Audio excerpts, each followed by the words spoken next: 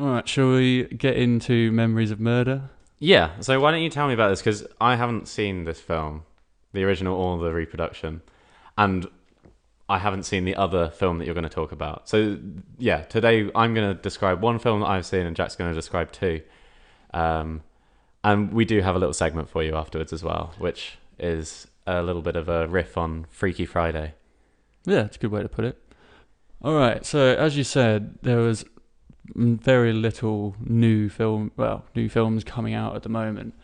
But I did notice that in certain cinemas they were showing a 4K restoration of a film called Memories of Murder, which is Bong Joon-ho's second feature, When did that come out? 2003. Oh, okay, so it's a bit of a blast from the past then.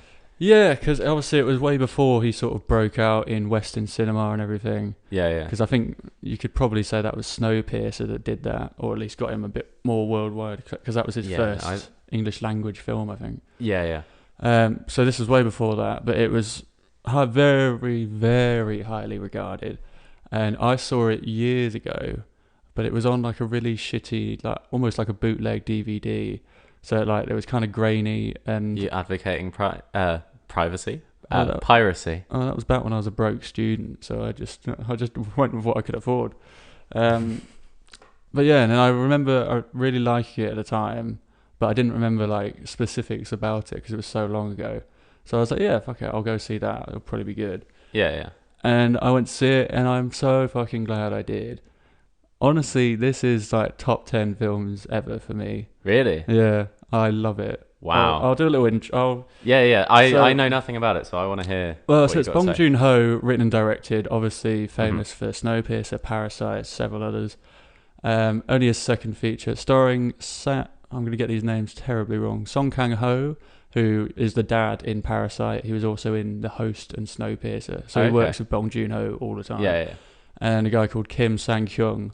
And essentially it's sort of a crime drama thriller based loosely on a real-life serial killing in South Korea, which apparently was the first in history in South Korea. Or like, yeah. Called, reported, high profile, blah, blah, blah. Yeah, well, first recorded in history or whatever. Yeah, yeah. Known as the Hwee-seong serial murders.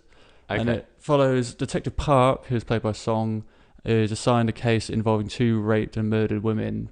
And because it's a small local police force, they're completely out of their depth. They've not got the right tools for it. They've not got any sort of DNA technology. Yeah. They're just in way over their heads and sort of struggling to piece together why these things are happening.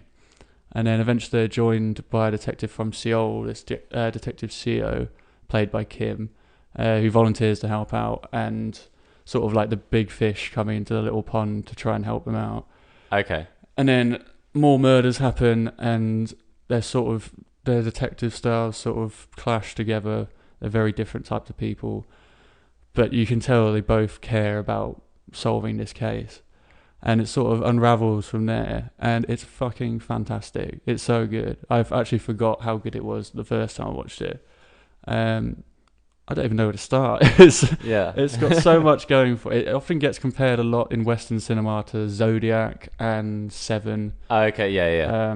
I actually think it has a little bit of Prisoners in there as well, which for me is a good thing. Yeah. But definitely Zodiac in a way. It's sort of... I get that comparison because it is a murder mystery, but then plays out almost showing the fallibility of the police officers and how, no matter how good their intentions are, humans will make mistakes, or humans will not always be able to solve everything. And it plays a lot on human error and human responsibility. And like all his films, there's a lot of social commentary in it, a fair bit of comedy actually for a sort of film that is quite dark, but sort of perfectly placed, like nothing too over the top. And then I'm just gonna be gushing for it for a few minutes now. It's so good. Like, all I've said so far is yeah. Well, this is the thing. I need to ask a question about it. So. I don't know. I mean, just carry on. Well, okay. The performances are all great. Cinematography's sick, and it's not something I often point out, but the soundtrack and score of it is amazing. Like, I don't even remember it. I think when I first had that dodgy DVD, the sound wasn't quite right, And like, you know, when you get dodgy subtitles that you know aren't right, like it just doesn't work. And then obviously watching it with new surround sound in a cinema, because it wasn't. I think it was before he was even being released in America in Western cinema, so it would have only been out in Korea before. Yeah. And it was just incredible. I loved it. It was so good. But the score is amazing. There's a scene involving a train track, which obviously I'm going to do no spoilers today. But a scene about 2/3 of the way through involving a train track, and the sound is amazing. Like there's the score. It reminds me of like one of those old adagio for strings, like they've been used in loads of different films before. But it's sort of a riff on that, and I almost got emotional, even though it's like quite a dark scene, and it's not sad. Like it's a sad film in general, just 'cause it's quite bleak. But yeah, it's so I can't recommend it enough. I don't know how much longer it's going to be in cinema. I think it is again this week. I don't know if it's going to be in there much longer. Okay. But if anyone gets a chance to see it, even if it's just streaming it or something, I'd wholeheartedly recommended it. It's so good. Okay, I might try and get out and see that then. Well, I figure as it is technically a review, even though it's an older film, I did give it a score.